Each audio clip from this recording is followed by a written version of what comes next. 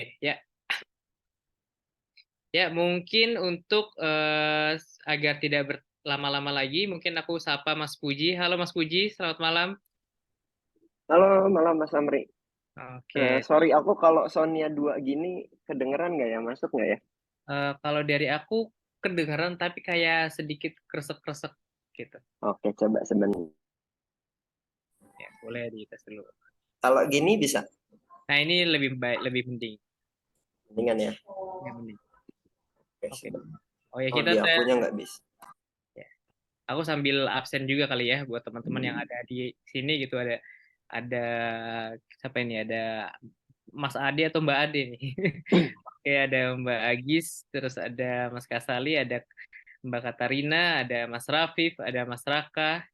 Oke, selamat malam semuanya, selamat datang di webinar kali ini. Oke, gimana Mas Puji, sudah aman sinyal? Sudah.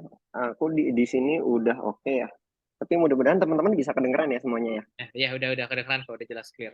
Oke, Oke, mungkin tidak berlama-lama lagi, teman-teman juga udah penasaran, kita langsung aja saksikan materi dari Mas Puji padanya, dipersilakan. Silakan, Mas. oke. Aku izin share screen ya, Mas Amri. Sebelumnya aku ucapin terima kasih nih buat teman-teman Pina yang udah nginvite 3% buat malam ini. Terutama juga terima kasih buat teman-teman yang udah mau meluangkan waktunya ya.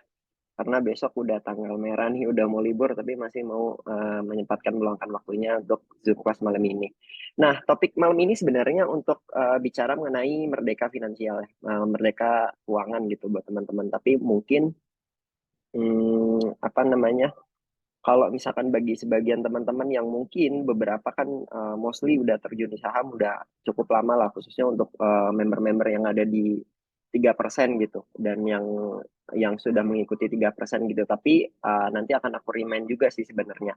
Ada beberapa hal yang mungkin buat teman-teman menjadi satu reminder kembali, satu hal yang mungkin perlu di apa ya, perlu diingat kembali dan perlu diperhatikan kembali sebelum nanti teman-teman bisa kembali lagi ke market saham ya nanti di hari Jumat ataupun di minggu depan sebenarnya. Seperti itu teman-teman. Nah, aku mau breakdown nih Mas Amri. Jadi beberapa poin penting malam ini yang akan kita bahas adalah pertama adalah mengenai bagaimana kondisi makroekonomi ya. Sebelum nanti kita bicara sedikit nih mengenai apa sih dan bagaimana cara strategi yang tepat untuk teman-teman menentukan eh, strategi untuk investing ataupun untuk trading gitu. Nah, itu nanti akan kita bahas di sana. Nah, kemudian yang penting juga kondisi terkait dengan IHSG dalam 1 bulan terakhir dan beberapa sektor-sektor yang mungkin teman-teman harus perhatikan dan dicermati gitu. Khususnya saham-saham yang nanti pada akhirnya akan kita bahas apa aja yang kira-kira masih menarik kayak gitu. Nah, ini sedikit reminder buat teman-teman mungkin kalau yang teman-teman udah terjun mungkin khususnya yang sebelum COVID gitu, memang udah investasi dari sebelum COVID, sebelum pandemi, itu mungkin udah terbiasa atau udah menjadi hal yang lumrah gitu, tidak perlu menjadi sebuah hal yang perlu diingat kembali. Tapi khawatirnya adalah yang teman-teman yang baru masuk nih, koronials nih, teman-teman yang terpaksa baru investasi atau teman-teman yang baru terpaksa masuk di dunia saham di pasar modal itu ketika keadaannya ataupun situasinya waktu itu COVID. Nah, ini just to remind ya. Jadi buat teman-teman kalau misalkan mungkin sekarang kendalanya adalah portofolionya mungkin belum grow, masih banyak loss-nya, masih banyak nyangkutnya gitu kan. That's why kenapa 3% itu bantu akselerasikan portofolio gitu kan. Karena teman-teman biar dibimbing, dibantu mentoring supaya portofolionya bertumbuh. Tapi yang paling penting adalah teman-teman harus ingat dulu bagaimana teman-teman meletakkan ataupun mengalokasikan dana untuk investasi ya teman-teman. Ini banyak yang terjadi akhir-akhir ini adalah bagaimana teman-teman mengalokasikan dana investasinya itu tidak sesuai dengan rules atau acuan utama. Apa aja sih acuan utama yang teman-teman perlu? Ya tentu pertama adalah dana kebutuhan sehari-hari gitu kan, dana kebutuhan dalam dalam konteksnya untuk biaya hidupnya teman-teman. Kemudian berikutnya adalah apa? Dana darurat gitu. Dana darurat idealnya berapa? Ya itu beda-beda sih, ada yang mengatakan 4 bulan, ada yang mengatakan 6 bulan gitu, tapi at least punya 4 bulan kebutuhan hidup kita misalkan dalam 1 bulan, let's say berapa ribu gitu untuk kebutuhannya. ya berarti kita harus setidaknya kita punya 4 kali spending bulanan kita tuh untuk kita saving supaya itu dijadikan dana darurat. In case terjadi sesuatu yang memang tidak kita inginkan, kita punya dana darurat yang kita gunakan. Kemudian teman-teman juga punya proteksi ya, punya asuransi baik itu untuk jiwa ataupun untuk yang hal-hal lainnya yang sifatnya konsumtif mungkin untuk apa kendaraan ataupun untuk properti dan sebagainya. Tapi at least punya asuransi lah, insurance itu penting sekali untuk proteksi khususnya untuk diri ya, asuransi jiwa. Baru nextnya baru ke step berikutnya menabung dan investasi gitu. Jadi teman-teman banyak yang salah kaprah, banyak yang jadi seorang trader dan investor gambler itu kalau di tahapan awalnya fundamentalnya ya secara fondasinya itu memang sudah tidak kuat gitu, nggak mengakar, belum punya dana darurat tapi udah memutuskan untuk investasi ya bukan nggak boleh tapi itu nanti jadinya gambling ketika kita butuh ketika dalam kondisi yang urgent mengharuskan kita menggunakan dana tersebut, pada akhirnya dana tersebut yang seharusnya bertumbuh dan sedang floating profit terpaksa harus di take profit. Atau justru sebaliknya nih, yang lebih parah kan ketika teman-teman dananya lagi floating loss, lagi koreksi dalam gitu, bukannya harusnya menambah posisi tapi malah terpaksa harus dijual rugi. Itu yang repot gitu. Apalagi teman-teman yang mungkin yang udah nyemplung dan ternyata nggak sengaja nih masuk ke dalam margin gitu kan. Nah, itu yang fatal. Itu yang teman-teman harus pahamin dulu gitu bahwa ternyata untuk mencapai di tangga-tangga untuk investasi itu ada banyak tangga yang harus kita lewatin dulu. Jadi jangan lompat gitu, jangan langsung lompat gitu. Apalagi sekarang risknya tuh banyak teman-teman yang langsung punya dana sekian langsung masuknya ke kripto gitu yang volatilitasnya cukup tinggi. Bukan tidak baik, mungkin baik, tapi mungkin teman-teman harus perhatikan step by stepnya kayak gitu. Nah, berikutnya yang kedua adalah bagaimana menentukan tujuan investasi itu sendiri gitu. Nah, teman-teman apa goalsnya apa? Misalkan memang investing itu untuk long term. Investing is a long term game ya, teman-teman. Jadi teman-teman kalau harus bedakan antar investing dengan trading gitu. Kalau misalkan kita bicaranya tujuan investasi, goalsnya teman-teman harus make sure dulu nih buat apa dulu. Apakah buat nanti kebutuhan menikah, apakah nanti buat kebutuhan anak, biaya sekolah, ataupun untuk biaya kuliah anak dan seterusnya gitu. Atau untuk dana pensiun gitu. Nah, itu harus dipastikan dulu. Semakin kita tahu tujuannya, maka kita tahu strategi yang tepatnya itu apa. Yang akan kita lakukan itu seperti apa, dan bagaimana mekanismenya, dan seterusnya, dan seterusnya. Nah, baru nanti bicara mengenai strateginya. Jadi kalau nanti sudah dua paham itu, baru kita menentukan strateginya ataupun gayanya. Teman-teman lebih suka cenderungnya itu ke trading kah, atau ke investing kah gitu. Karena itu dua hal yang berbeda gitu. Kalau investing teman-teman berarti harus siap dengan long term game, nggak bisa siap dengan jangka pendek gitu.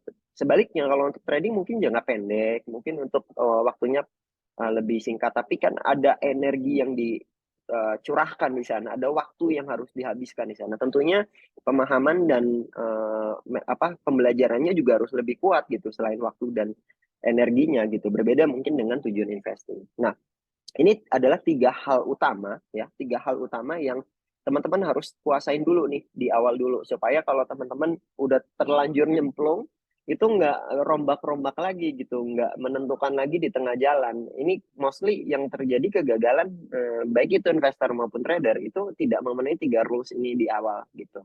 Nah, nanti kalau udah bicara strategi trading baru beda lagi. Apakah teman-teman lebih ke technical analysis ataukah ke fundamental analysis ataukah benermologi atau justru tiga-tiganya dikomunikasikan juga nggak masalah gitu. Kalau bicara investing kan mungkin nanti teman-teman akan bicara mengenai analisa fundamental itu tidak bisa dipungkiri gitu. Kalau teman-teman investing berarti harus fundamental analisisnya harus kuat gitu. Bagaimana melihat suatu saham itu apakah teman-teman mau menjadi value investing atau growth investor itu terserah. Tapi yang jelas teman-teman harus memahami dulu fundamentalnya bagaimana laporan keuangannya dan seterusnya gitu.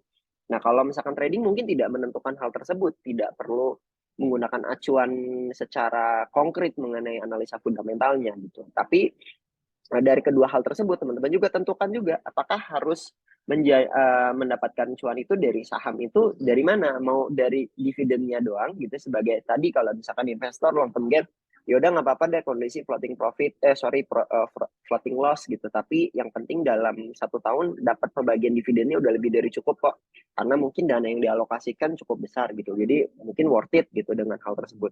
Atau mungkin mau ngambil dari capital gain-nya gitu kayak seorang trader gitu, yang penting kalau udah cuan ya udah nanti take profit dulu sometimes dan someday dia bakalan turun ya udah kita bakal serok lagi dan seterusnya. Itu yang nanti akan menentukan gitu teman-teman. Nah ini sebagai ini aja ya Mas Apri, sebagai gambaran awal ya, remindernya. Sebenarnya aku malam ini pengen bahas mengenai insight aja sih di kuartal kedua ini yang mungkin teman-teman perlu cermati, perlu perhatikan, dan nanti poin pentingnya adalah teman-teman bisa mengerti nih, kira-kira kalau misalkan mau mengalokasikan dana untuk investasinya itu di saham-saham apa nih, yang kira-kira bagus, yang kira-kira cocok sampai akhir tahun. Dan nanti buat teman-teman yang pada join, eh, kemarin aku udah janji sama Mas Amri buat teman-teman yang udah join itu kalau nanti sampai akhir nanti aku akan kasih tahu untuk bandarmologi kelas ya yang udah ditunggu-tunggu sama teman-teman semua. Nanti aku umumin di akhir sesi setelah mau selesai. Jadi ditunggu aja. Sama kalau nggak salah nanti dari Mas Amri ada itu ya, buat teman-teman yang nanti pakai Tina itu nanti ada reward buat teman-teman semua. Nanti mungkin akan dijelasin sama Mas Amri untuk yang rewardnya.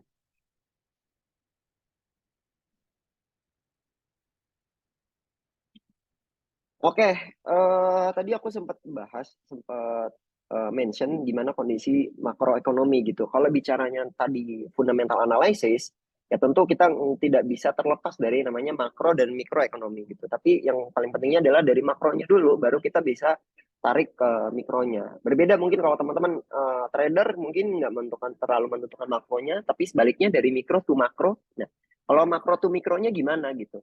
Nah, teman-teman harus melihat kondisi tahun ini. Kalau misalkan kita tarik ke belakang, dalam 3 tahun terakhir ini, itu fluktuasi pergerakan makroekonomi itu cukup cukup berat gitu, cukup tinggi gitu. Dimana tahun 2020 waktu itu masih COVID gitu kan, nah, ekonomi semuanya lumpuh gitu. Terus tiba-tiba 2021 dipaksa untuk menghadapi kenyataan gitu kan, harus membiasakan dan beradaptasi. Kemudian tiba-tiba 2022 mungkin di sebagian negara secara global sudah recovery ekonomi, tetapi yang terjadi adalah konflik gitu, Rusia dengan Ukraina, dan imbasnya tentunya ke seluruh negara. Nah, tahun ini gimana? Tahun ini memang konflik Rusia dengan Ukraina itu udah cukup mereda. Nah, walaupun belum bisa dikatakan selesai ya teman-teman, tapi setidaknya sudah mereda, tidak seperti tahun lalu. Tetapi justru hal ini juga memberikan dampak yang beragam gitu di setiap sektoral, khususnya di sektor-sektor yang mungkin berkaitan dengan hal tersebut. Contohnya adalah komoditi.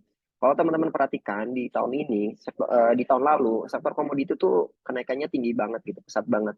Let's say energi.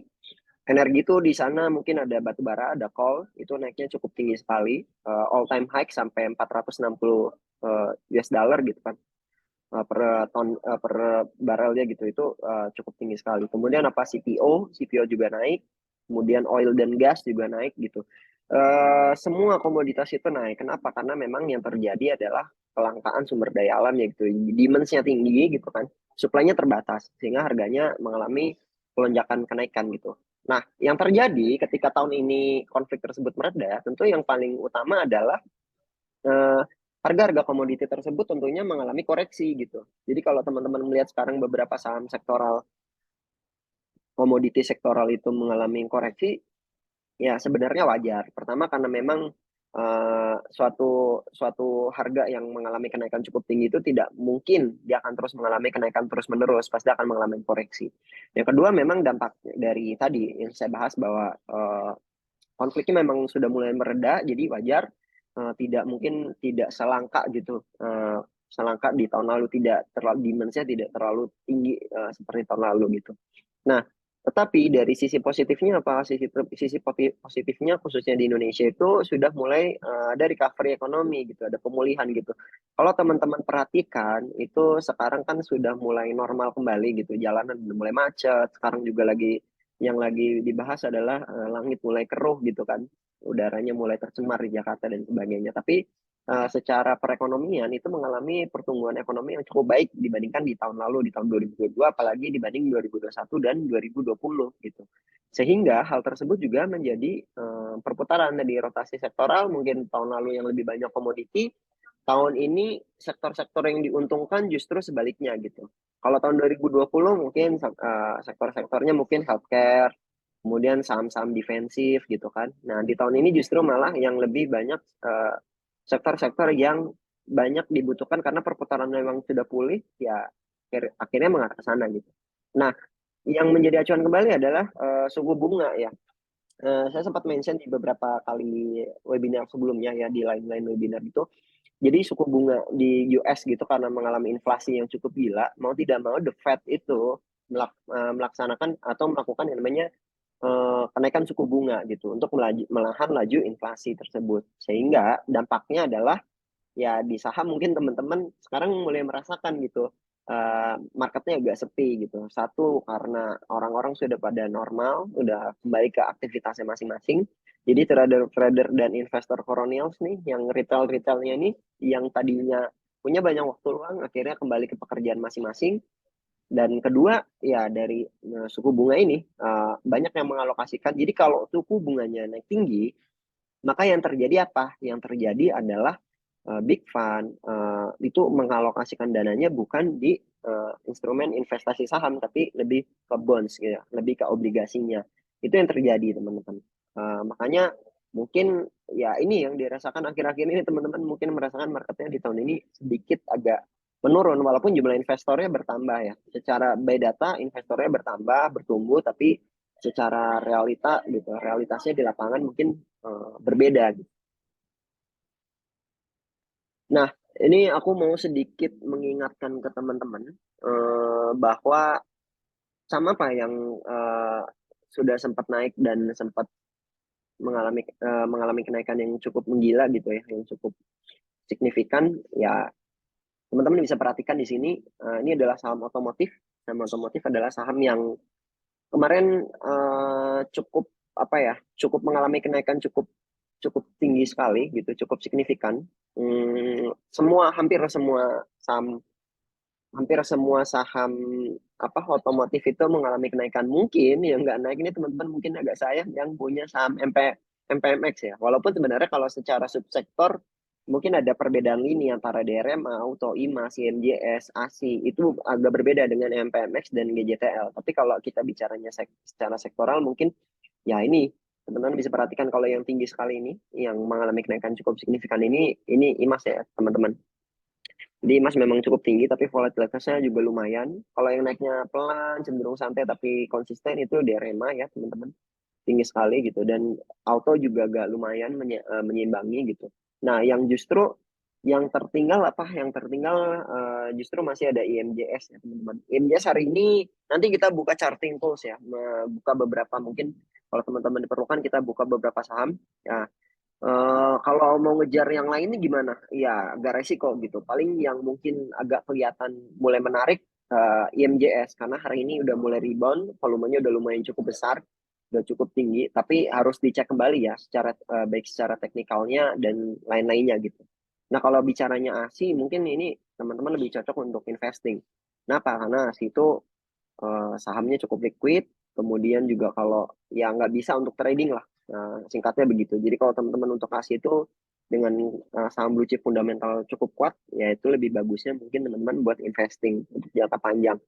Nanti kita kalau mau ini kita bedah satu. Nah, kondisi IHSG ya teman-teman.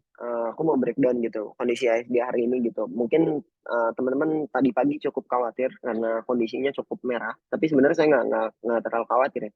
Karena dia secara technically memang sedang setway dulu nih di zona setway dulu. Kenapa dia setway? Karena memang di bulan Juli lalu dia udah mengalami kenaikan cukup signifikan gitu. Bulan Juni Juli itu udah naik cukup tinggi, kenapa bisa cukup tinggi gitu nanti saya akan bahas gitu tapi seenggaknya koreksinya IHSG itu memang koreksi wajar aja.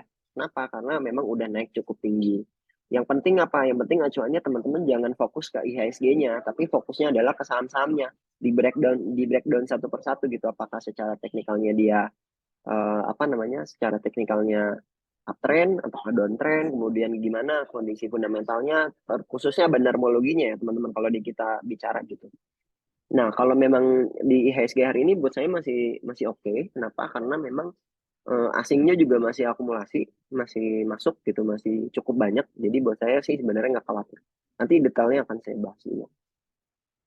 Nah, berkaitan dengan koreksinya minggu ini ya, kalau teman-teman kan perhatikan di sini ya.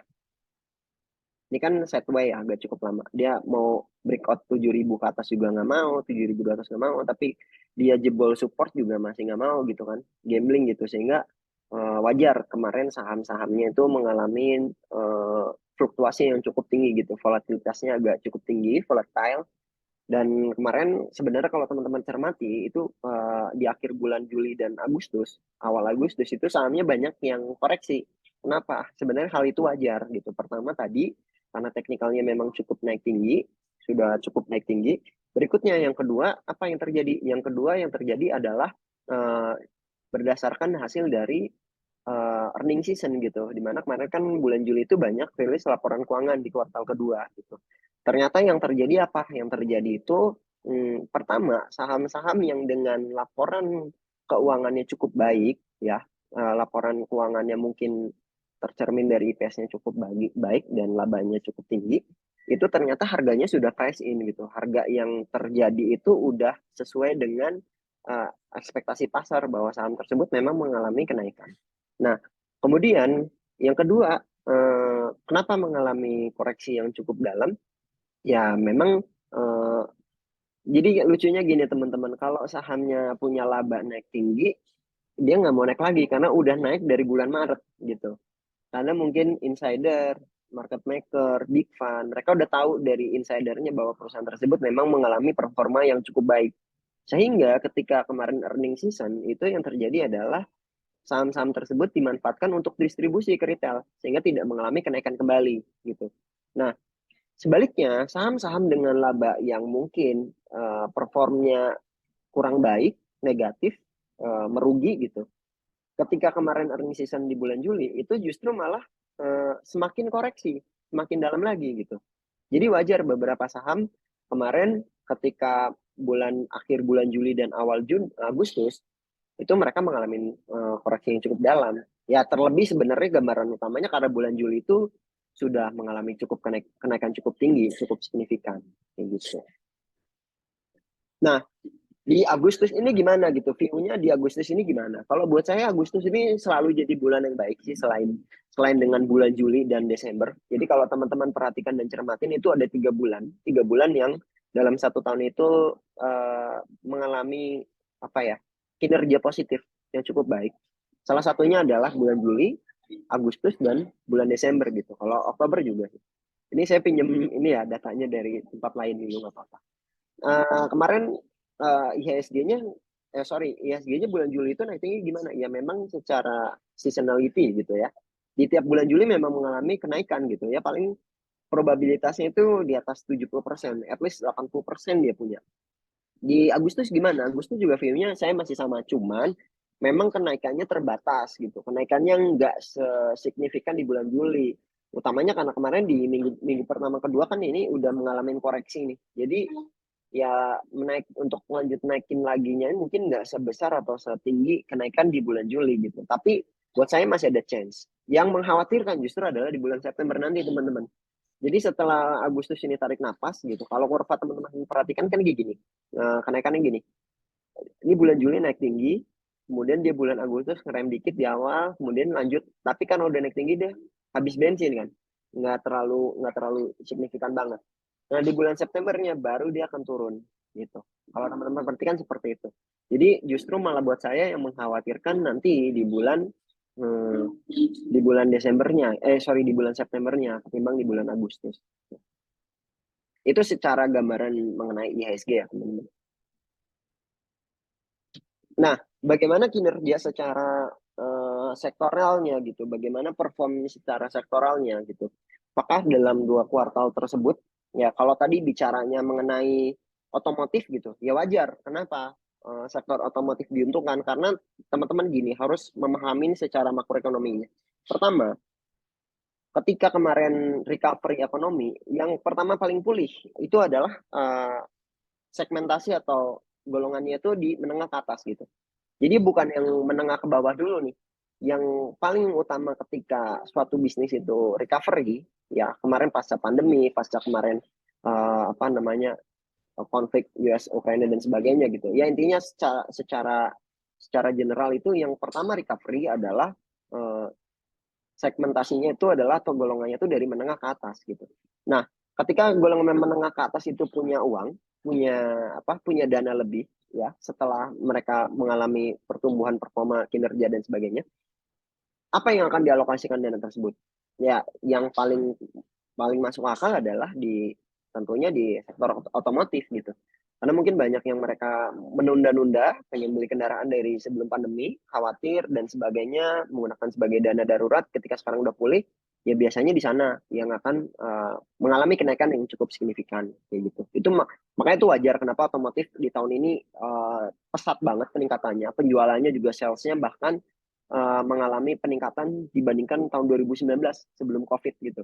Ya itu wajar karena dalam 2020, 21, 22 kan udah cukup lama gitu mereka menahan hasrat, menahan untuk menunda-nunda kesenangan untuk membeli hal tersebut gitu. Itu yang terjadi. Lalu berikutnya apa? Perbankan gitu. Perbankan ini selama 2 kuartal kemarin berturut-turut itu mengalami kinerja perform yang positif. Ya, yang paling 4 big caps tentunya bagus semua, BBCA, BBRI, BMRI, BNI gitu. Cuman yang saya notice ini 2. Yang performnya cukup baik adalah BBCA dan BMRI gitu. Kenapa 2 hal ini bisa naik tinggi? Ya, mungkin teman-teman bisa sebenarnya bisa lihat based on laporan keuangannya sih. Tapi kalau secara general, perbankan itu tidak akan pernah mati. Ya, perbankan itu teman-teman tidak akan pernah mati sampai kapanpun. Mungkin bedanya dengan sektoral komoditi, misalkan non cyclical atau dan lainnya. Kalau misalkan di komoditi, dia tuh fluktuatif pergerakannya. Ada momen-momen dia mengalami kenaikan yang cukup tinggi sekali gitu. Tapi ada momen dia mengalami koreksi yang cukup dalam gitu. Nah, contohnya tahun ini gitu. Tapi perbankan enggak. Perbankan itu pertumbuhannya itu pelan gitu, tapi uh, apa namanya konsisten gitu, stabil gitu. Nah, kalau misalkan kita bicaranya di US stock market, itu adalah sektor teknologi tentunya yang paling menjadi leadernya gitu. Nah, kalau di Indonesia di IHSG yang masih leading sejauh ini adalah perbankan gitu. Jadi kalau teman-teman mau investing, ya salah satunya mungkin di perbankan. Tapi kan pilihannya teman-teman ada yang mungkin yang lebih suka di saham-saham syariah gitu kan. Ada juga yang tidak. Tapi kalau yang konvensional ya perbankan masih masih masih uh, long term game lah. Dia masih sangat bagus prospeknya ke depannya. Dan ini yang tercermin juga kemarin yang leading di 2 kuartal pertama ini perbankan gitu. Apalagi sekarang udah perekonomian udah kembali kan, udah kembali lancar. Tentunya yang paling cuan ya perbankan gitu. Dan perbankan itu NPM-nya cukup tinggi teman-teman. Memang asetnya cukup besar, operasional juga cukup besar dan sebagainya. Tetapi net profit marginnya tebal, return on equity-nya juga cukup bagus gitu dibandingkan sektor-sektor lainnya gitu. Makanya kalau teman-teman mau investing ya saya menyarankan mungkin prefer salah satunya punya perbankan, jangan sampai enggak gitu. Karena ini untuk jangka panjang masih cukup baik. Consumer gimana? Consumer ini aku bicara secara buy on data itu secara fundamental ya. Consumer tahun ini masih mengalami apa ya? Masih mengalami pelambatan gitu. Masih banyak yang belum mengalami performa yang cemerlang, kecuali AMRT gitu. Bahkan kalau teman-teman cermati, kenapa AMRT bisa leading, bisa menjadi transfer yang nomor 1 gitu. Itu kalau teman-teman perhatikan sekarang ada perubahan, ada transisi ya, di mana orang-orang itu udah mulai meninggalkan supermarket, udah mulai malas belanja. Mungkin kalau teman-teman yang tahu hypermart gitu kan, MPPA, kemudian atau teman-teman malas gitu belanja ke Superindo, ke Giant ataupun ke Transmart dan sebagainya. Tapi sekarang itu orang-orang lebih cenderung atau lebih suka menghabiskan uangnya itu ya ke minimarket gitu. Pertama mungkin mudah sekali diakses dan gampang gitu kan. Kita mau beli apa-apa tinggal mampir aja. Yang kedua mungkin secara value ya. Mungkin kalau belanja di Alfamart lebih kecil gitu, bisa retail gitu lah, ketengan lah, nggak grosiran gitu, nggak bulanan, harian, daily. Tapi justru ini yang ternyata yang meningkatkan performnya AMRT gitu, yang bisa leading di sektoralnya dia. Keduanya tentunya Indomaret, dia DNF ini masih 11-12 lah. Nah, berikutnya apa? Retail. Nah, ini yang tadi saya bahas, sempat mention. Kenapa Aces dan MAPI? Nah, ini S Hardware ini kan yang sempat dibully nih teman-teman karena mengalami performa kinerja yang cukup buruk selama COVID, selama pandemi, dan dia mengalami penurunan yang hampir 50% seingat saya. Jadi cukup tinggi, tapi ternyata dia membuktikan bahwa S Hardware masih bisa bertumbuh, masih bisa survive di tahun ini, mengalami pertumbuhan IPS-nya masih cukup baik gitu kan, laporan keuangannya cukup baik. Kenapa? Karena ternyata S Hardware ini berhasil untuk menahan apa ya, mengurangi beban pokoknya, supaya dia tuh bisa performnya lebih bagus lagi. S Hardware ini dan yang paling mendukungnya itu sebenarnya adalah karena orang udah new normal kan. Orang udah balik ke dunia masing-masing gitu. Ini udah kehidupannya udah normal dan baik-baik aja. Jadi budaya-budaya bersarang yang mungkin sebelumnya itu lebih suka belanja online, belanja apa nggak datang ke tempat gitu kan. Itu udah mulai berkurang, dan itu membuat beberapa persaingan antara S Hardware dengan kompetitor-kompetitor lainnya ya sedikit ada perubahan, dan S Hardware ternyata masih mampu untuk si Aces ini masih mampu untuk perform. MAPI gimana? Nah, menariknya adalah antara S Hardware, MAPI, dan RALS ini kan adalah 3 sektor yang retail semua kan teman-teman. Tapi yang terjadi adalah 2 aja nih yang leading gitu. Si RALS-nya enggak. Kenapa? Karena tadi saya bilang bahwa ketika recovery ekonomi itu yang paling cepat untuk recovery ekonominya itu golongan menengah ke atas gitu. Nah, kalau MAPI S itu kan target pasarnya kan memang menengah ke atas kan. Nah, berbeda dengan RALS gitu. Kalau RALS kan memang target pasarnya, marketnya itu menengah ke bawah. Justru malah menengah ke bawahnya ini si RALS-nya itu udah nggak kurang performnya gitu. Atau entah kenapa mungkin banyak orang tiba-tiba orang kaya kali ya. Jadi yang biasa belanja di RALS sekarang ke MAPI gitu. Tapi ya nggak tahu sih. Setidaknya itu bahwa gambaran utamanya pertumbuhan ekonomi menengah ke atas itu jauh lebih pesat dibandingkan menengah ke bawah. Nah, rokok sebenarnya masih tertekan. Kalau bicaranya GGRM, HMSP gitu kan, itu masih tertekan dengan biaya cukai yang cukup tinggi. Kemudian banyak-banyak kompetitor yang mulai tier keduanya itu mulai menyaingi mereka gitu, sehingga agak terbebani. Tapi setidaknya performnya GGRM dan HMSP itu sekarang udah mulai cukup membaik, ya walaupun tidak sebaik tidak sebaik sebelum COVID, tapi mulai mulai pulih gitu. Nah, tapi yang diuntungkan justru bukan kedua emiten tersebut, yang diuntungkan adalah si WIM ini, si Bismillah gitu. Kenapa bisa diuntungkan? Karena yaitu ada perubahan ketika marketnya melihat bahwa ada kenaikan harga, ya karena dipungut cukainya cukup tinggi, harganya naik, ya mereka akan mencari second optionnya. Ya, yang diuntungkan adalah WIM. Mungkin tier-tier kedua rokok lainnya kalau mungkin kita breakdown secara laporan keuangannya bisa jadi justru malah lebih bagus dibandingkan WIM gitu. Cuman kan ini yang terbuka, yang go public, yang kita bisa akses gitu. Nah, kemudian untuk properti, properti sebenarnya tahun ini saya belum melihat banyak apa ya, belum melihat banyak hal yang baik sih sebenarnya untuk properti. Cuman yang leading Pani. Pani itu baru transisi teman-teman. Sebenarnya Pani itu bukan sektor properti ya. Dia baru kemarin tuh baru mengubah sektor lah kasarnya dengan akuisisi, dan kemarin itu kan prospeknya itu Pani itu di pick 2 tentunya. Ini buat Pani juga, buat S, MAPI, WIM, dan Pani, congrats teman-teman yang di premium kemarin udah cuan lumayan banyak gitu, udah puluhan ratusan persen. Kalau MAPI masih puluhan persen, Paninya lah. Ini Pani juga udah puluhan persen juga. Ini kongres teman-teman. Tapi Pani itu menariknya adalah, walaupun dia market cap-nya cukup besar gitu, cukup jumbo, uh, tapi punya prospek yang cukup baik dibandingkan dengan properti lainnya gitu. Kalau kita bicaranya BSD, BSDE gitu kan, atau CTRA dan lainnya, Pani masih punya punya masa depan yang cukup baik. Walaupun cara mengukur matriksnya Pani itu mungkin agak berbeda dengan mengukurnya BSDE. Tapi dengan aset yang dia punya, dengan prospek yang dia miliki, itu yang membuat ekspektasi pasar berharap tinggi terhadap Pani. Sehingga wajar sekarang Pani yang baru pindah ke sektoran properti, ya, tapi dia peringkat kedua di bawah BSD. Jadi BSD itu pertama market cap-nya, yang kedua adalah Pani. Ya nggak tahu nih, kalau Pani mungkin bisa menyentuh sampai 3.000, mungkin bisa leading ya, bisa jadi sektor properti nomor 1 gitu. Ya cukup menarik sih karena dia baru baru beberapa bulan dia pindah sektor gitu, geser sektoral.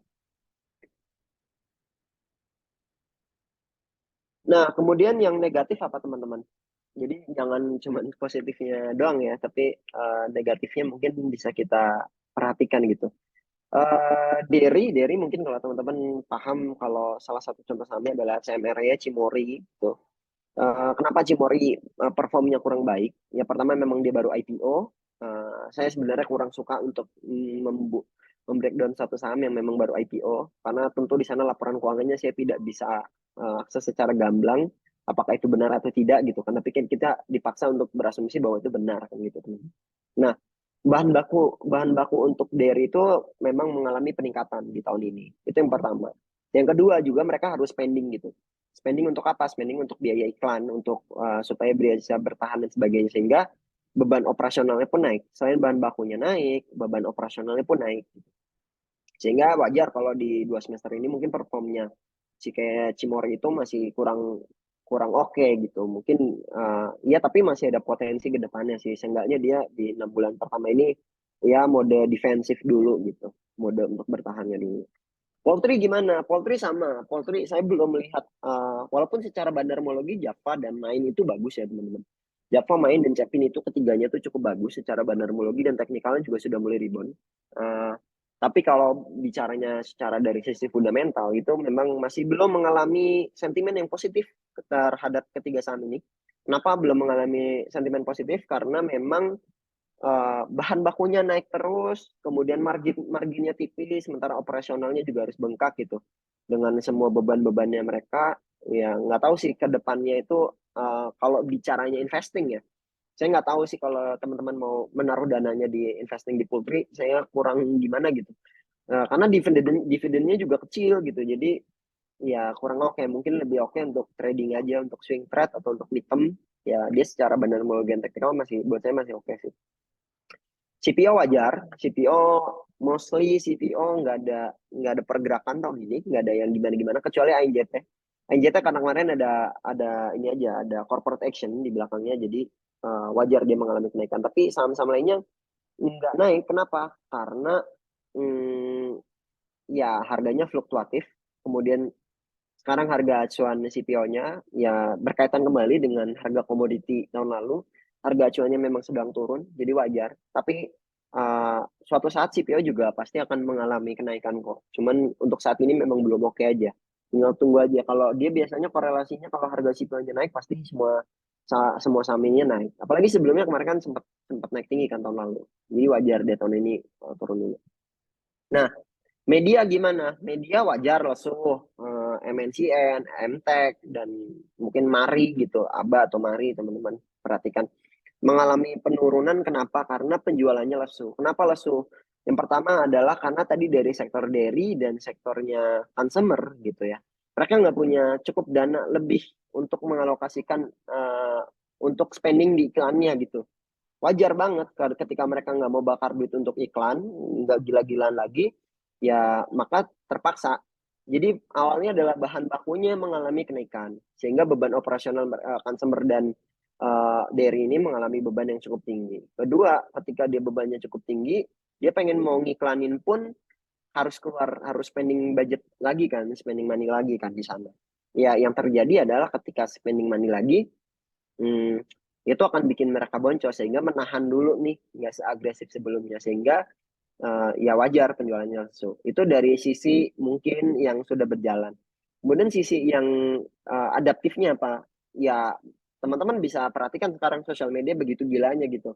Banyak brand-brand besar itu yang mungkin kurang oke lagi sekarang kalau spending money itu di apa, marketingnya tuh di gila-gilaan di konvensional. Lebih banyak itu di sosial media, lebih banyaknya itu di digital. Nah, itu yang ternyata mempengaruhi dari performa dari si media ini. Tapi kalau bicaranya konteksnya tahun ini menghadapi pemilu, saya belum tahu sih. Tapi kalau by data sih sebelumnya nggak terlalu signifikan gimana-gimana sih. Karena kalau media tuh walaupun mungkin mau kampanye dan sebagainya, saya rasa nggak terlalu ini banget sih, nggak terlalu ngalamin kenaikan signifikan banget sih. Ya mungkin mengalami kenaikan tapi wajar gitu, nggak terlalu gila-gilaan banget. Buat saya sih kayak gitu. Nah, telekomunikasi gimana? Telekomunikasi juga belum oke. Telekomunikasi itu satu-satunya yang buat saya oke itu adalah apa namanya, ISAT ya. ISAT itu oke. Friend dan lain-lainnya masih belum oke. The Big Tower itu belum oke. Nah, ini aku masih punya waktu nggak Mas Amri? Pak, aku lanjutkan.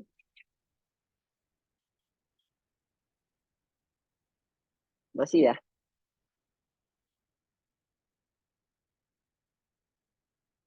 Oke, aku lanjut aja deh.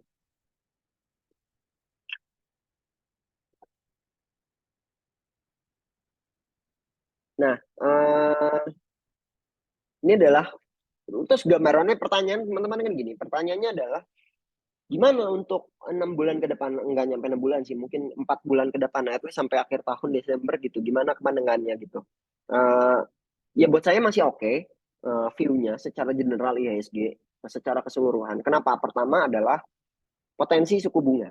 Ya, jadi the Fed ini udah mulai nggak hawkish dengan karena kemarin saya rilis data inflasi US Amerika itu udah mengalami penurunan secara signifikan gitu di angka 3%, which is good gitu. Kenapa? Karena itu sesuai dengan ekspektasi pasar dan sesuai dengan ekspektasinya the Fed gitu. Nah, ketika inflasinya udah melandai, otomatis suku bunganya udah nggak mungkin dinaikkan lagi, justru malah akan dipangkas. Ada potensi seperti itu. Nah, kalau suku bunganya dipangkas, apa yang terjadi? Kalau suku bunganya dipangkas, orang-orang yang big fund yang menaruh dananya di bonds, di obligasi, itu akan mengalokasikan dananya kembali ke saham gitu. Secara view-nya seperti itu. Nah, berikutnya apa? Friend flow nih yang teman-teman. Jadi dari kemarin banyak sih influencer atau sorry ya, mungkin kalau ada teman-teman influencer saham atau yang punya komunitas lainnya gitu. Banyak yang dari kemarin agak panik dengan nge-share di sosmed, di grup community-nya apa segala macam mengenai IHSG gitu. Buat saya sih biasa aja, nggak menyikapinya biasa aja, mau itu IHSG merah atau apa segala macam, karena saya nggak beli IHSG, saya beli saham-sahamnya yang pasti akan saya breakdown lagi baik secara teknikal dan banarmologinya, baru ke fundamentalnya kalau saya seperti itu. Tapi secara general itu dalam 6 bulan terakhir itu asing masih masuk teman-teman. Jadi ada sekitar ya lebih 19 triliun lah teman-teman. 19 triliun itu dana asing yang masuk ke IHSG gitu. Apakah ini angka yang bagus? Belum kalau dibilang bagus nggak bagus-bagus banget gitu. Tapi kalau dibilang oke ya lumayan gitu. Karena apa? Karena uh, dananya asingnya masih mau gitu untuk ngeborong di IHSG. Kenapa dia masih masuk di SG ya, berarti kan ada kepercayaan. Nah, kalau teman-teman ini yang nego dan tunai diabaikan aja ya. Kita fokusnya tuh di regulernya aja. Berarti ada suatu optimisme di terhadap market kita gitu. Kalau selama asingnya masih masuk, masih ngeborong, buat saya nggak ada kekhawatiran gitu. Nah, ditambah poinnya adalah ini teman-teman. Jadi Hmm, ini juga yang saya rasakan ya, banyak-banyak ketika ketika sekarang sudah normal kembali, dunia sudah baik-baik saja dan semua orang sudah bekerja kembali ke industrinya masing-masing. Itu walaupun jumlah investornya bertambah, tapi lebih banyak tuh orang-orang mengalokasikan dananya tuh ke yang lebih defensif gitu, yang lebih stabil gitu, mungkin ke deposito, mungkin ke obligasi gitu. Dan ternyata itu juga terjadi juga. Kalau di US-nya dananya dialokasikan ke bonds, ke obligasi, ya di kita juga sama gitu. Nah, kalau buat obligasi itu udah masuk 84 triliun. Sementara di market yang di IHSG itu baru 19 triliun gitu. Itu kan perbandingannya sangat jauh sekali, teman-teman. Nah, poinnya apa yang bisa dilihat? Walaupun ini perubahannya agak jomplang, agak signifikan, tapi satu hal yang teman-teman harus tahu, fund manager, market maker atau apapun itu, ya let's say apapun itu yang punya big fund lah, yang punya dana besar, itu dia nggak mungkin mengalokasikan dananya itu hanya pada satu instrumen investasi saja. Contoh dia menaruhkan di obligasi itu nggak mungkin. Jadi kalau dia obligasinya udah kepenuhan, dana yang ditaruhnya di obligasi udah penuh, dia pasti akan diversify gitu. Dia akan melakukan diversifikasi ke sektor ke instrumen investasi lainnya.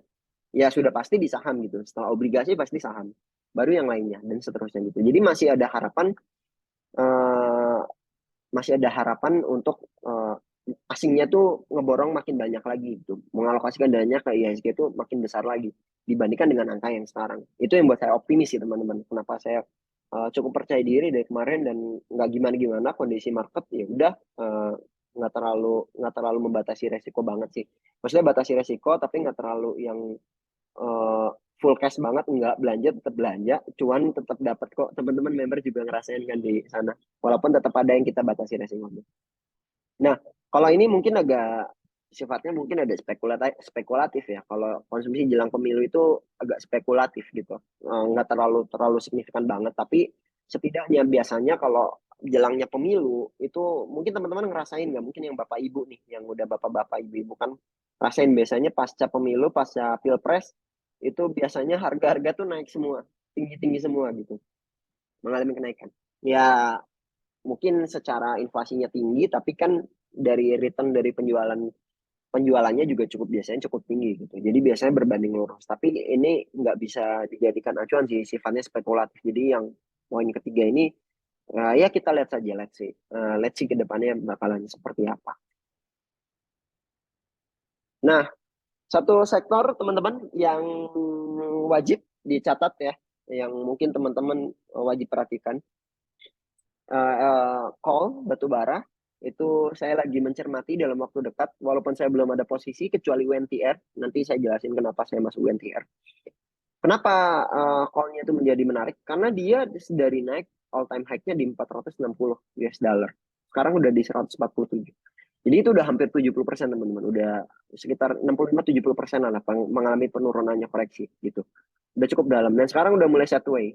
Nah, walaupun call sebenarnya nggak ada dia cerita call sideways gini naik terus langsung tinggi banget gitu nggak. Minimal akan sideways dulu kan seperti ini agak lama. Jadi ya ditunggu aja untuk si saham call-nya ini. Nah, 147 mungkin balik ke 2 tahun lalu kali ya. Eh, saya ngikutin call itu dari $70, $80, kemudian mengalami kenaikan gila-gilaan di 460.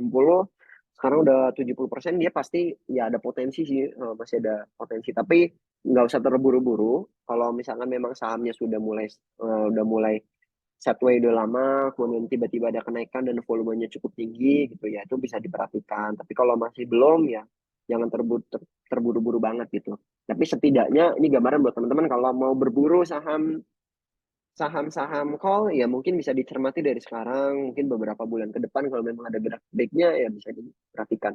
Ya yang jelas sih satu yang udah mulai mengalami kenaikan itu apa? Yang udah mulai mengalami kenaikan itu Doit ya. Kita Doit udah floating profit teman-teman. Jadi kalau buat Doit itu masih di hold, sisanya teman-teman nanti ya kalau Doit itu beda sih, PTBA, Adaro dan lainnya tuh beda dengan Doit. Doit itu punya apa ya, kalorinya tuh beda dan dia nggak cuma jualan batu bara aja sih, sebenarnya banyak ada beberapa hal yang di perusahaan tersebut dijual, nggak cuma batu bara. Tapi kalau ngomongin bicara batu bara, Doit itu punya kelas kalori yang berbeda dengan mungkin ITMG, PTBA gitu, Adaro, Indi gitu tuh berbeda gitu, sehingga marketnya pun berbeda, sehingga cuannya pun beda, kondisinya beda semua gitu. Sehingga kenapa si Doit bisa survive sekarang ya karena memang beda. Tapi sebaliknya kalau saham-saham yang lainnya lagi menggila, biasanya Doitnya malah lawan arah sendiri. Nah, ini teman-teman ada beberapa saham. Sorry, teman-teman, aku di sini nggak bisa nge-share saham-saham second liner dan gorengan. Walaupun itu kebutuhan kita sehari-hari, kebutuhan saya sehari-hari second liner. Tapi setidaknya ini batasi untuk teman-teman, seenggaknya kalau teman-teman mau investing pun sahamnya masih oke lah. Kalau misalkan di gorengan dan di second liner kan aku resikonya agak besar ya teman-teman. Pertama adalah di MEDC. MEDC dibanding all yang lainnya mungkin dibanding Akra, Elsa, itu MEDC. Kalau ada waktu nanti kita breakdown. Tapi kalau nggak ada waktu saya jelasin aja dulu.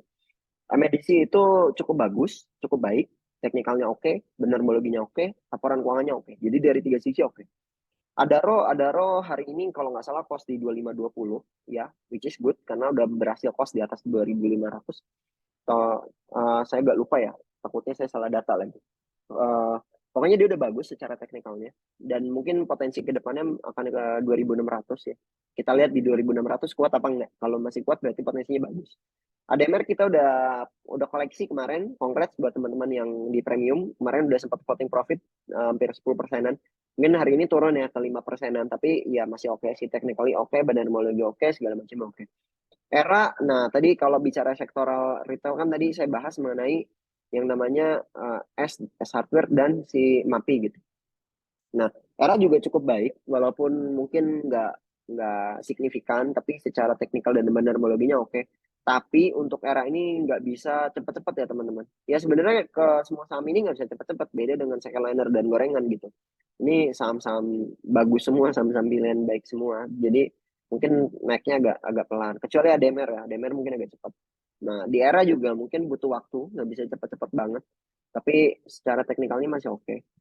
INKP, congrats teman-teman. Kemarin kita ada buy INKP udah cuan 20%-an. Mungkin kalau masih hold sampai sekarang di 10 ribuan mungkin udah makin tebel gitu cuannya. Cuman saya sendiri kemarin udah taking profit karena saya tergiur beli saham kemarin, lupa Asa atau Pani ya. Bukan Pani. Asa atau yang lainnya agak lupa saya.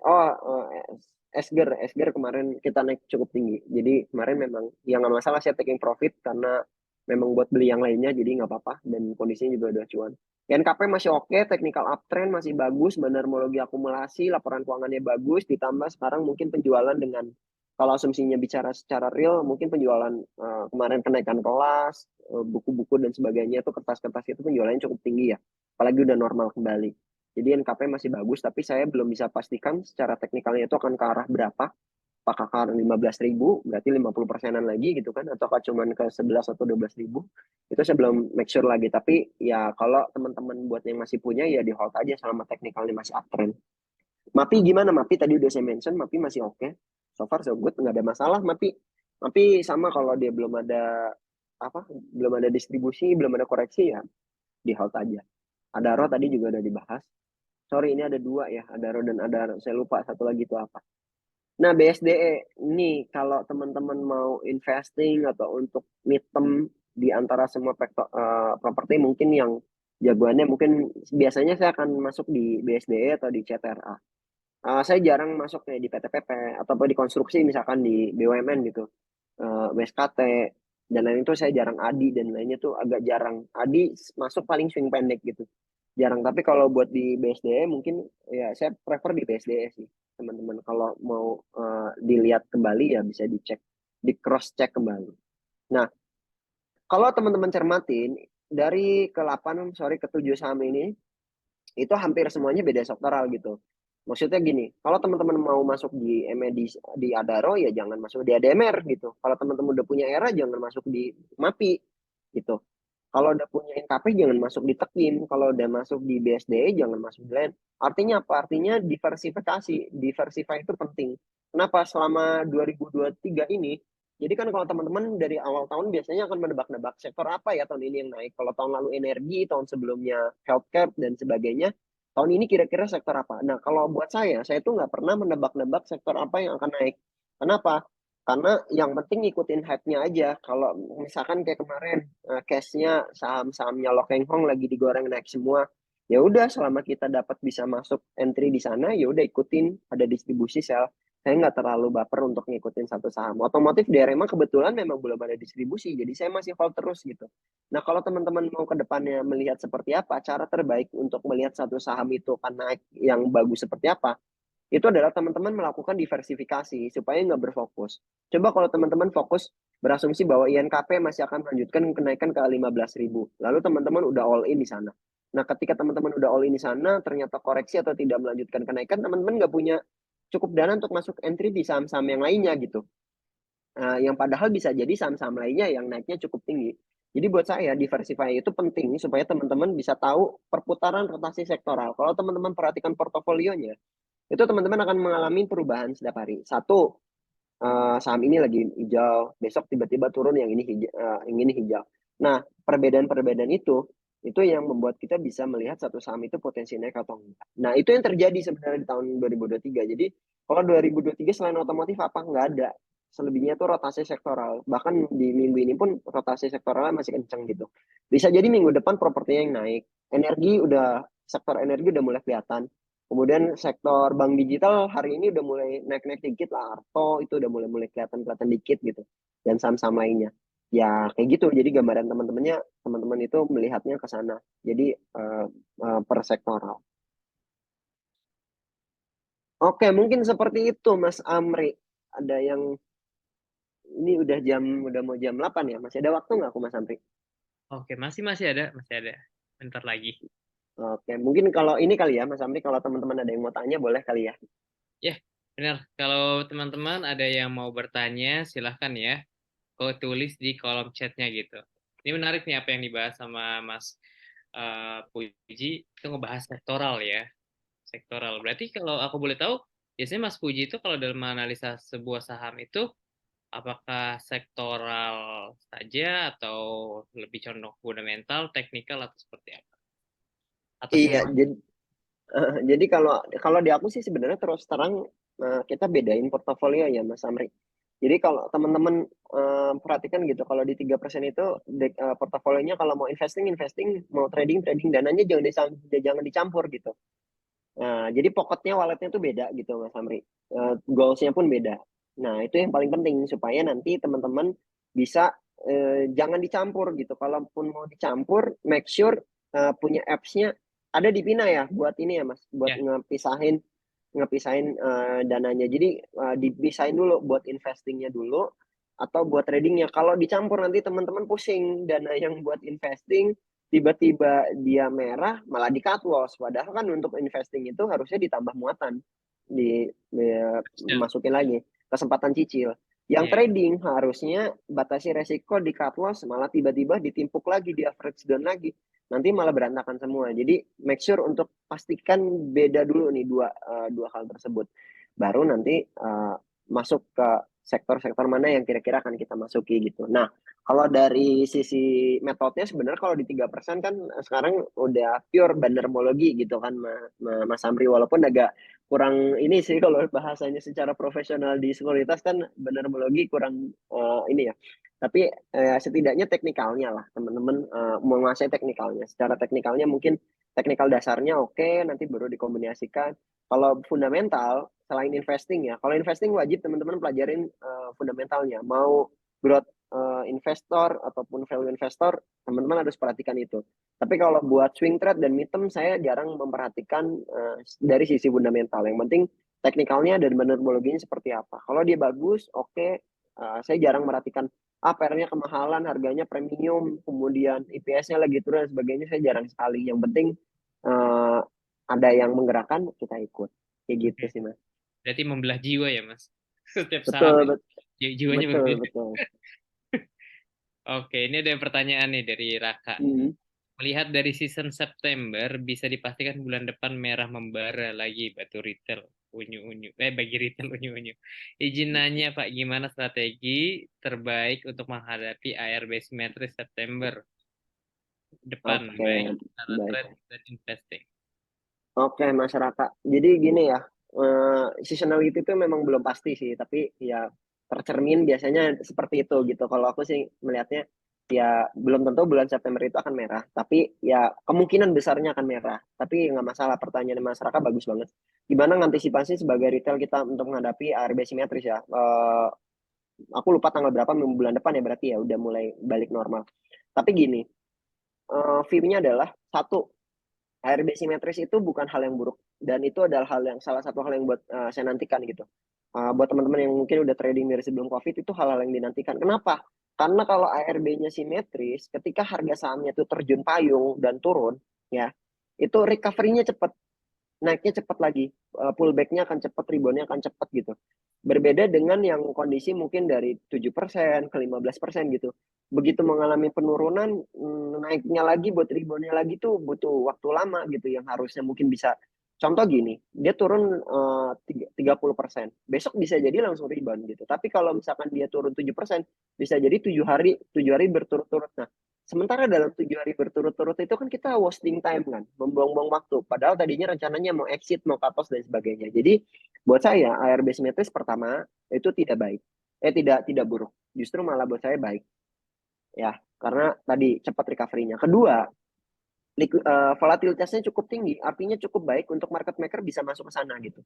Jadi kalau kalau apa namanya, kalau market kalau misalkan volatilitasnya tinggi, bandar market maker itu seneng untuk masuk nyemplung ke sana lagi. Jadi marketnya tuh lebih bergairah dan nggak membosankan gitu, nggak kayak sekarang, nggak kayak mungkin akhir-akhir ini, tahun ini tuh agak membosankan. Dan itu justru malah menarik buat saya. Yang ketiga, gimana cara mengatasi ARB simetris tersebut buat retail pemula? Cara paling dasar dan cara paling utama buat teman-teman pemula itu ada dua.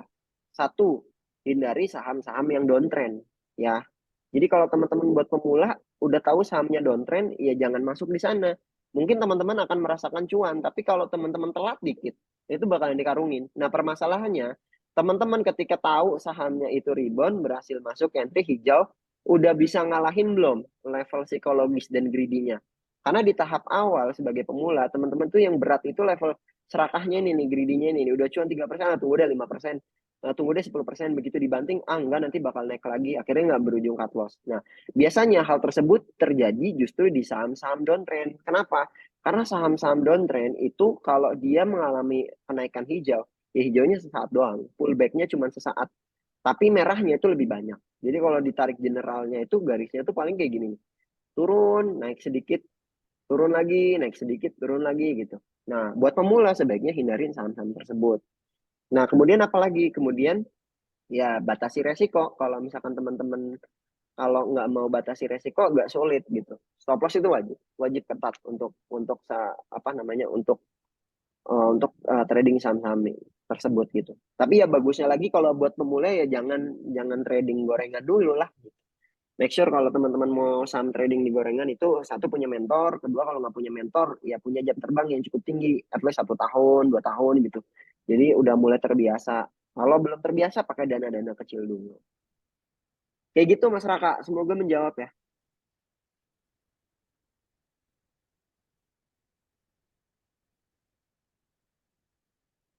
Oke ya, thank you atas jawabannya. Mungkin aku mau kasih lihat dulu ya Pina Thread gitu. Mungkin aku boleh izin share screen juga dulu. Oke, boleh boleh Mas. Aku stop dulu ya.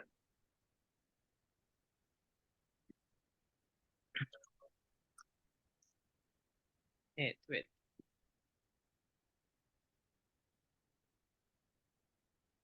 Sudah kelihatan ya. Hmm.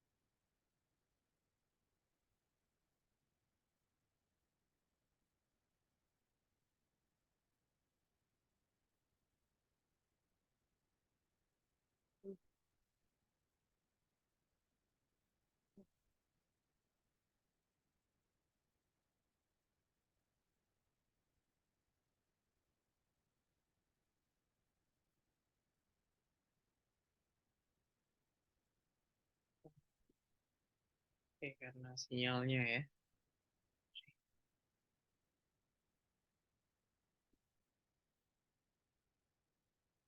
Oh, iya, video deh.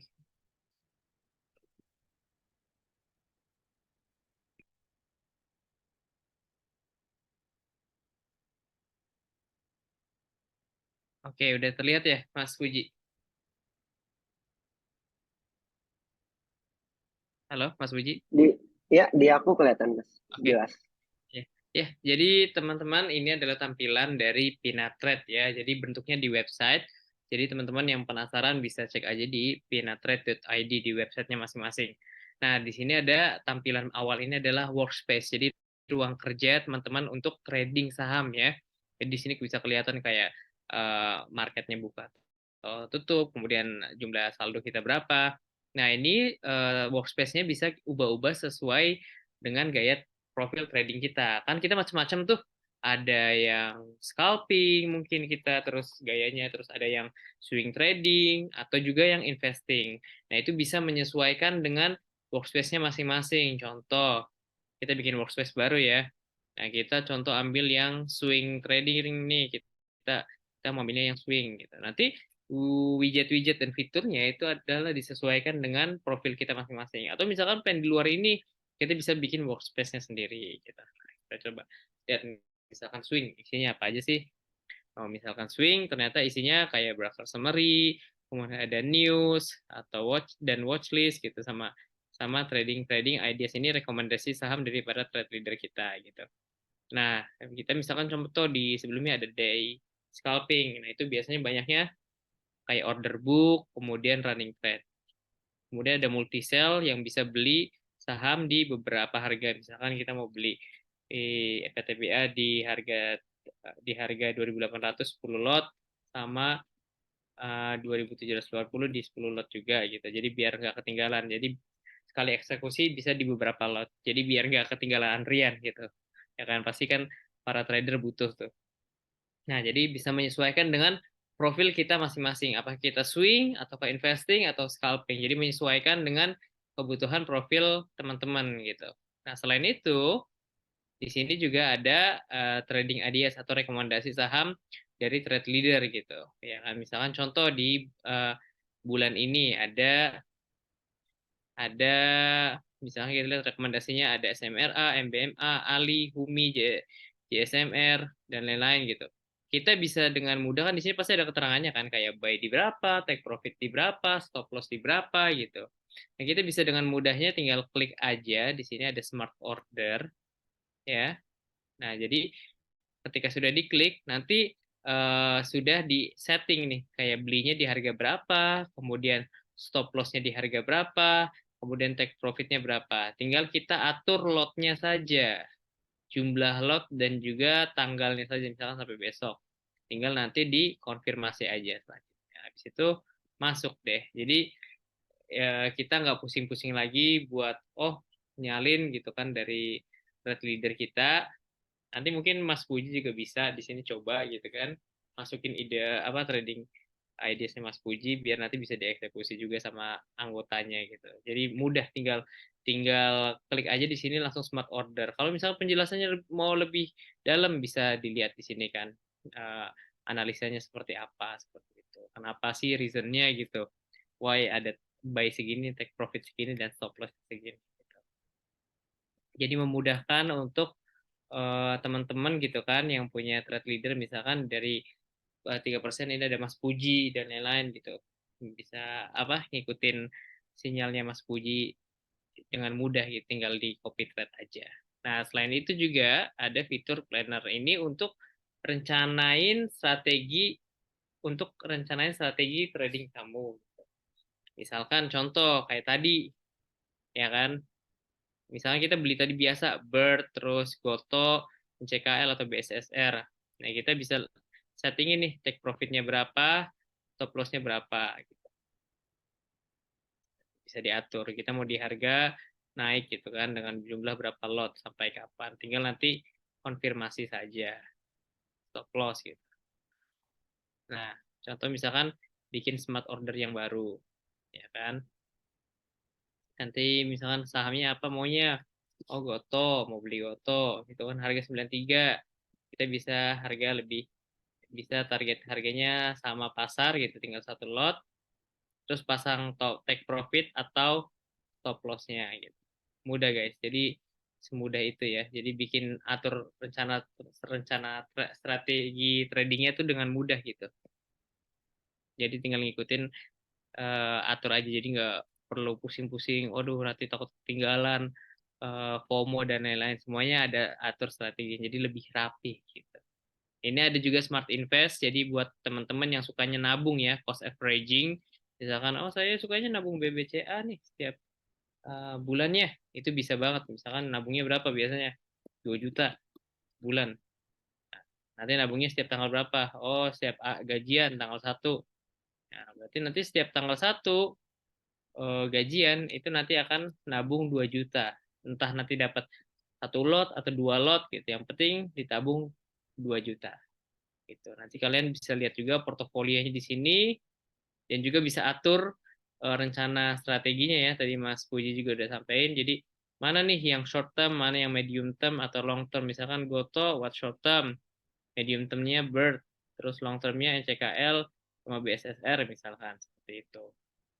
Itu guys. Jadi dengan Pinatred itu bisa bantu kamu buat atur strategi untuk planning planning ya, trading sahamnya hari ini seperti apa, besok seperti apa, bisa lihat insight juga, dan juga bisa atur strateginya.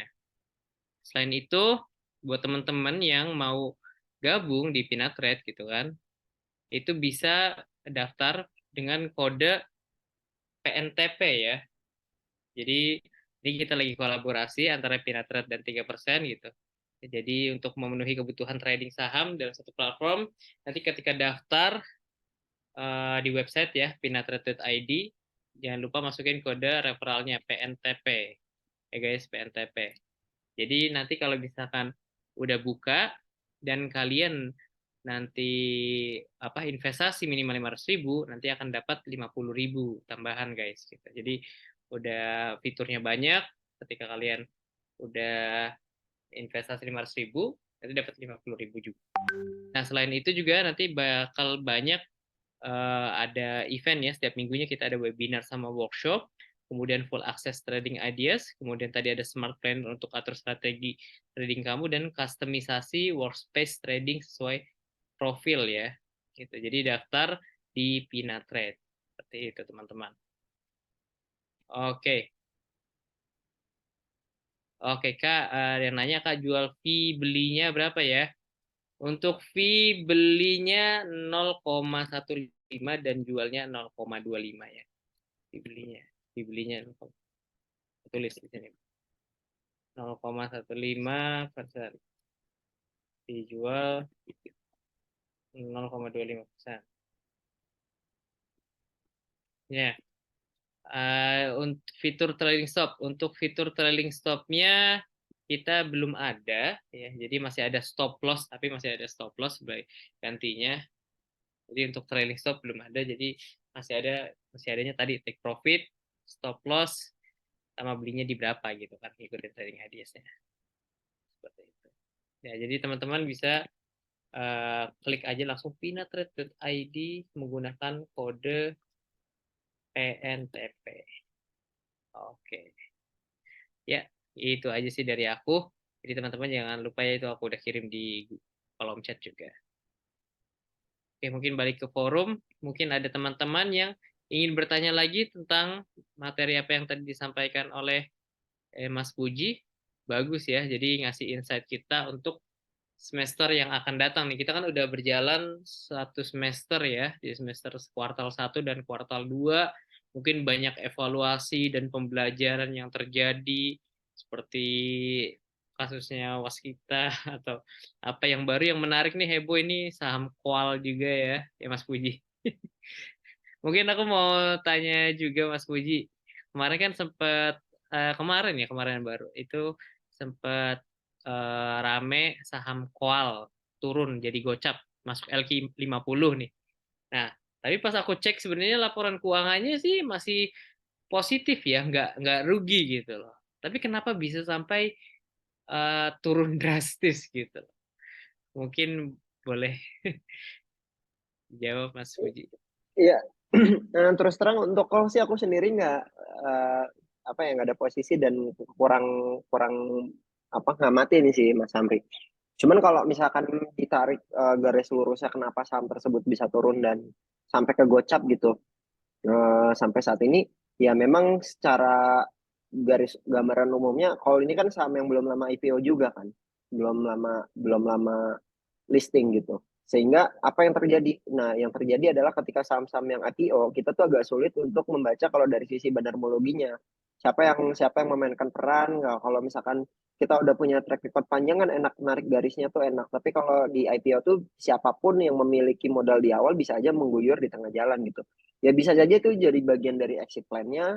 Bisa saja memang realisasi dengan laporan keuangannya di saat ini mungkin memang udah price in gitu, maksudnya mau sebagus apapun laporan keuangan hari ini pun memang ternyata secara value-nya memang segitu, secara nilai nilai intrinsiknya mungkin segitu gitu, sehingga bisa jadi hal tersebut terjadi. Kenapa ya? Itu karena saham IPO gitu, saham IPO itu mostly saham-saham yang begitu listingnya tuh naiknya gila-gilaan gitu, secara market cap-nya ya teman-teman.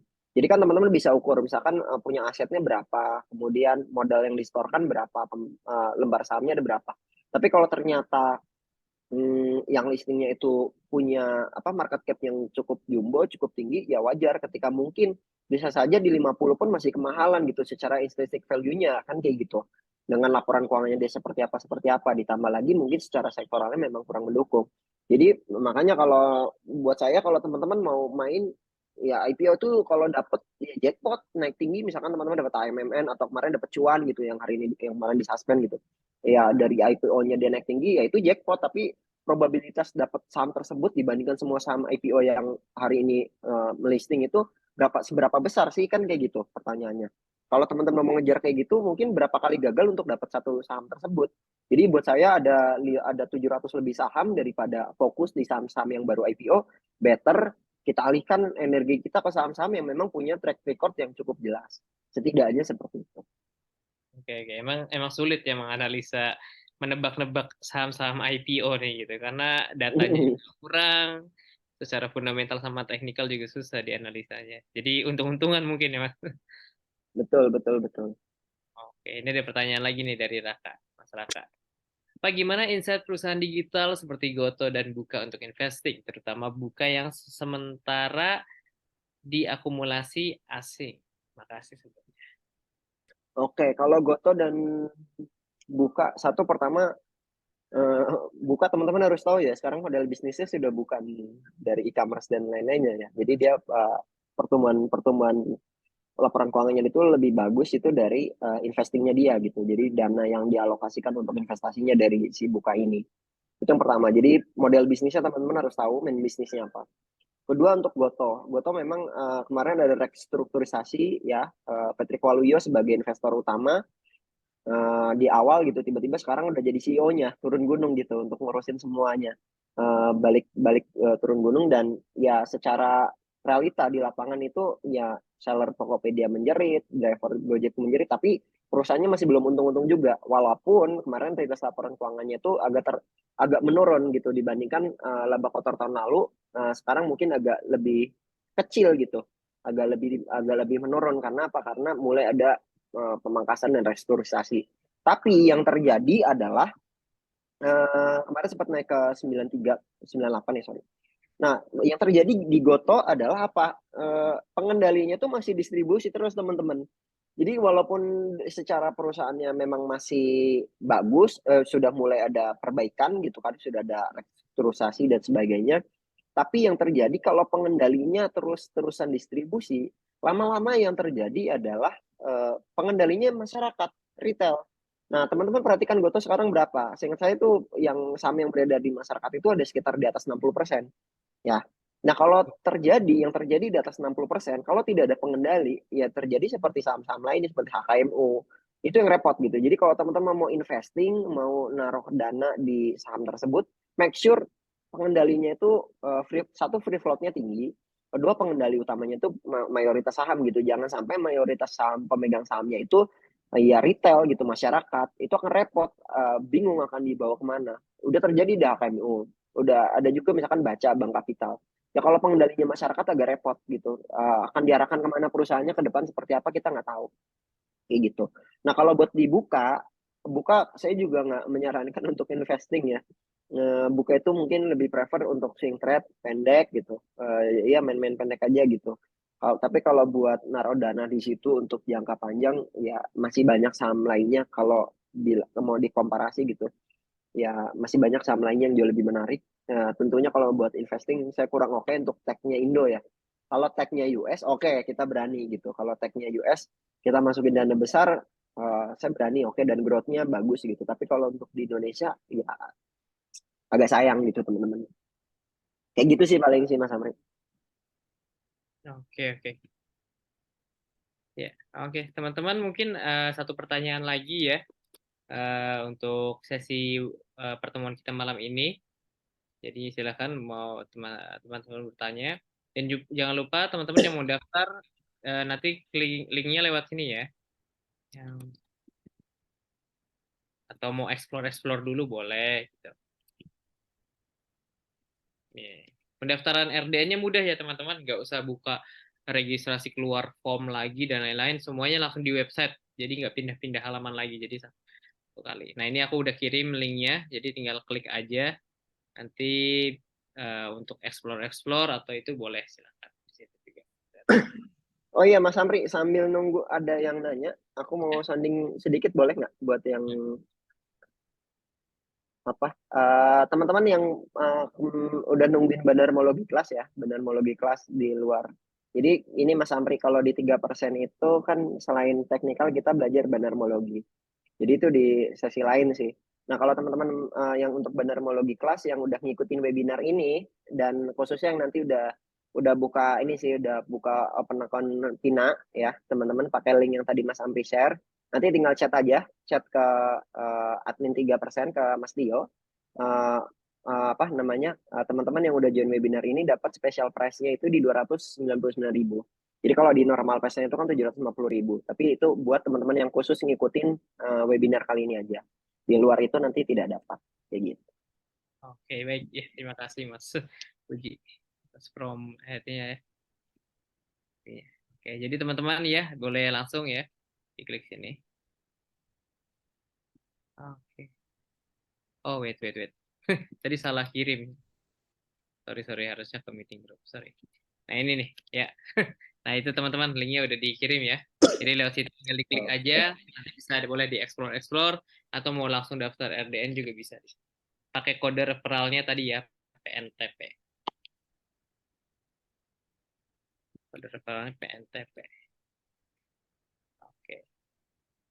Oke, Oke, mungkin jadi teman-teman ini ada uh, ya? ya jadi ini lumayan menjawab pertanyaan teman-teman juga kalau teman-teman udah punya RDN yang lama, kemudian pengen punya satu RDN yang khusus buat swing trade, buat midterm, buat investing, itu bisa dialokasikan di satu RDN di Pina. Dan teman-teman juga kalau punya RDN lama, kalau mau dialihkan bisa ya Mas Amri.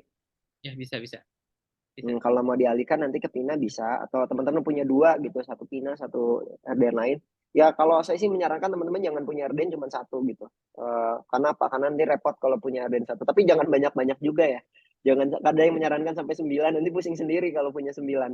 Yang ada tiap hari kita dapat email trade confirmation kan agak capek gitu. Jadi teman-teman ya at least punya lebih dari satu ya dua, tiga cukup gitu. Jangan banyak-banyak tapi jangan satu juga. Gitu. Ya, betul. Untuk itu ya, manajemen portofolio. Jadi nggak Yes, betul campur. betul. Oke. Oke, ini mungkin pertanyaan terakhir ya dari Katarina Tiomeme. Apa yang terjadi dengan lot ketika yang dibeli delisting kayak Force? Oke, silakan. Eh, Oke, aku kalau case-nya Force aku kurang paham sih ya mereka seperti apa. Tapi biasanya kalau delisting itu ada dua ya. Kalau teman-teman biasanya ada yang delistingnya memang perusahaannya, let's say perusahaan baik gitu lah, bertanggung jawab, dia akan melakukan buyback. Tapi kalau misalkan delistingnya secara kasar pun, dia biasanya akan mencatat nama-nama pemegang investornya, holdernya. Nah, baru mereka biasanya akan membagikan atau memberikan dananya sesuai dengan presentasi lot yang mereka punya. Tapi tidak semua, sayangnya tidak semua perusahaan seperti itu. Dan biasanya kan case-nya kalau delisting gitu kan, kalau delistingnya delisting by de jure gitu, by karena perusahaannya memang collapse dan sebagainya, dia tidak memenuhi aturan BI misalkan, tidak melakukan setoran, tidak melakukan laporan apa rilis keuangan dan sebagainya, ya biasanya kan mereka juga nggak punya uang kan, boro-boro dia akan melakukan hal tersebut gitu. Tapi kalau di listingnya mungkin memang mau go private lagi gitu, bukan go public, go private, ya biasanya akan di buyback saham. Cuman permasalahannya kalau go private itu biasanya penawaran di ROPS-nya itu nggak mau kalau dijual harga sahamnya itu terlalu murah, sehingga sahamnya kayak contoh mungkin saham Aqua dulu pernah saham naik tinggi gitu, tapi cashnya Aqua itu kan terjadi karena dia go private-nya eh, bukan di listing, karena memang dia pengen go private gitu, nggak mau go public lagi, secara keuangannya dia udah oke dan sebagainya, sehingga dia mau membuyback semua sahamnya. Tapi kalau mostly yang terjadi kalau saham-sahamnya itu di listing, cashnya memang perusahaannya collapse, ya lebih banyak duit kita akan hilang seperti itu.